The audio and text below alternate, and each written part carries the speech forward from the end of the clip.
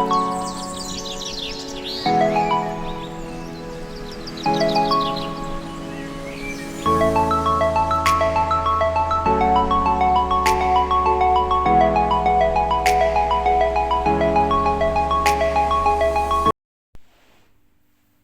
guys, welcome back to my channel.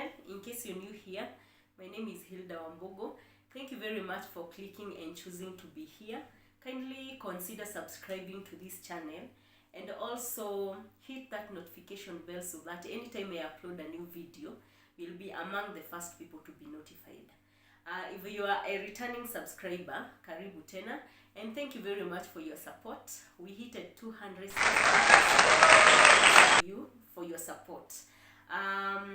Apologies for my volume. I'm working on that. Volume or sound? Yes. For my sound, I'm working on that. And also, I'm still learning a lot and a number of things about editing and what size to use when uploading for YouTube. And I'm sure guys, things will get better with time. So today I'm here to talk about the challenges that I encounter as a therapist. I have a number of them and we will discuss them one by one. So having said that, I'll begin by saying we all work in different institutions and different companies, and there are challenges all over, and we encounter challenges every day. And I'm sure for people who've employed themselves, they also encounter challenges. So in short, what I mean, challenges are inevitable. So as a therapist, as Hilda, I have the challenges that I go through every day, and that is what I'll be sharing with you.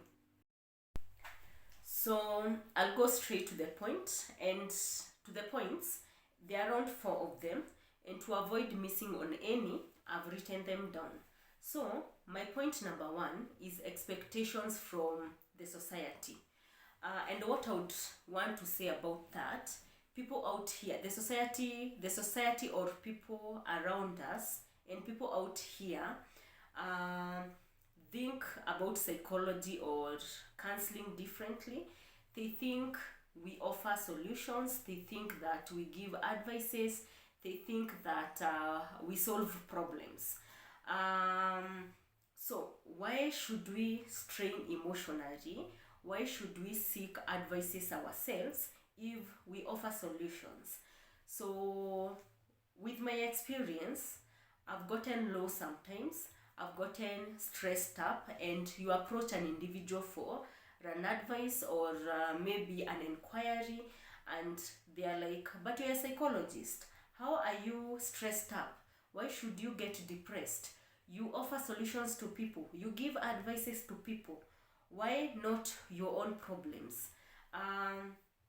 One thing I would say, we don't offer solutions. We don't give advices.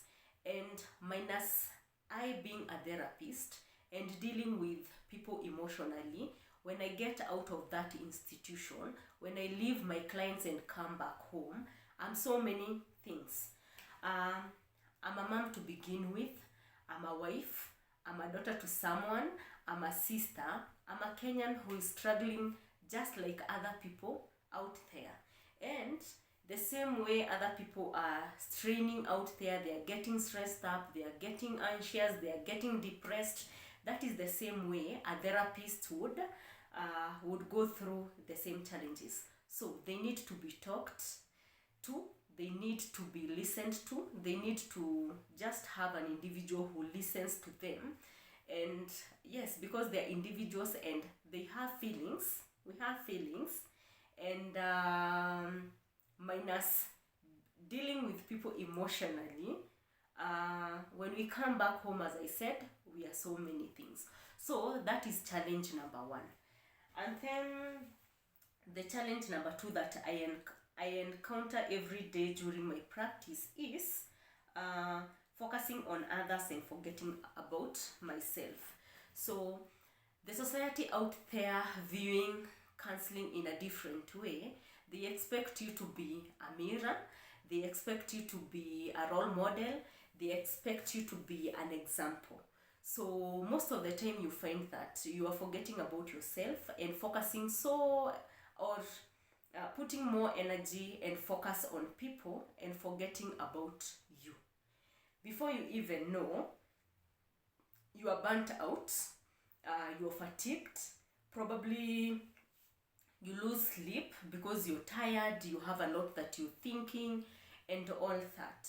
But with time, I've learned how to take care of myself.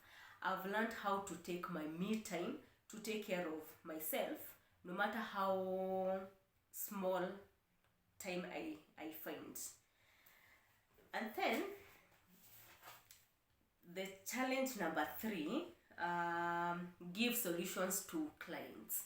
So during my practice, I've come across a number of patients who've come for therapies, and during sessions, this patient is like, I'm here to be given solutions, I'm here to be given an advice, I'm here for you to tell me what I'm supposed to do.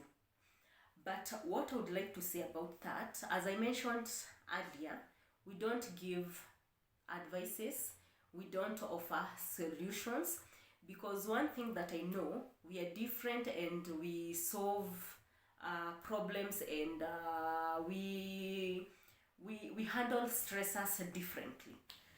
For example, if I would give an example, I have individual A, individual B, and individual C. So there is this person who provoked the 3 individuals. So individual A, after being provoked, they may choose to isolate, cool down, take their time and cool down, and probably sit with this individual and try to make things better. Individual B may choose to pick a fight with this individual who insulted them. Individual C may choose to take their life because of what happened. So these are 3 different individuals who dealt with an insult that was thrown to them differently. What I mean is, you may come to me, I'll give you an advice, I may tell this individual to pick a fight, where else they don't deal with problems that way. So that is challenge number 3. We don't offer solutions, we don't give advices. So the other challenge is attachment with a client. During practice, we try to empathize with the client and not sympathize with them, because most of the time, if you sympathize with a patient or a client, you may not be able to deliver and assist them. So, but in some situations, I find that I can't avoid sympathy, and in most cases, probably a mom has lost a kid. I am a mom. I try to imagine what they are feeling. I try to think of what I would do if a similar thing would happen to me. And on the other hand, you may have a client and you lose them, and a relative is here, you accompany them to view their loved one. They are there breaking down, and maybe it's their mom, maybe it's their sister, maybe it's their baby, maybe it's a spouse that they've lost. Your mind goes to an extent of thinking, what if I would lose a spouse today? What if I would lose so and so today? How would I even handle this? How would I even be able to face this? At the end of the time, you are drained emotionally, you are emotionally down, and you're sad. Sometimes you break down, which is very much okay, because we said that we are human, we have feelings, and that is why you find that, or I find that sometimes I'm sympathizing with these clients. And then point number 4 is persistent thoughts about clients. So I have this client that I had, probably I had an attachment with this client, and all of a sudden you've lost your client. Things are no longer the same. As much as you're not related to this client, things are no longer the same, because you had created a bond with this client. Probably they were so promising and you thought they would recover and go home, and you've lost them. A lot goes through your mind. Again, you get sad. When you get home, you try and sleep and just see their face, see how promising they were, see the session that the conversation that you had with this client and all that. So again, it is not easy. So those are the 4 main challenges that I go through along my practice. And let me know, if you're from a different career, how do you handle yourself when you're burnt out, when you feel you don't have energy to continue with what you do, when you feel you don't have energy to deliver? How do you take care of yourself? For me, I've learned how to practice self-care oftenly to myself. Before, I wasn't doing that, but these days I'm very cautious with myself, and I'm listening to my body and responding to it according to what it's demanding.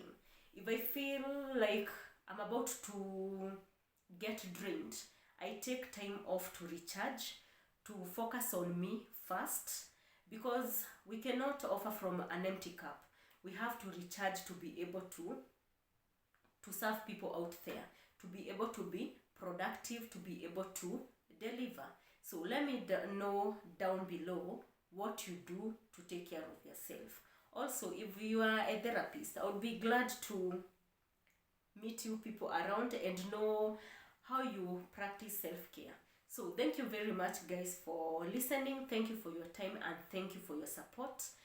Kindly continue watching, and tell your friends to subscribe, and also to hit on the notification bell, so that anytime I upload a new video, you'll be among the first people to be notified. Until next time, bye bye, and love you guys.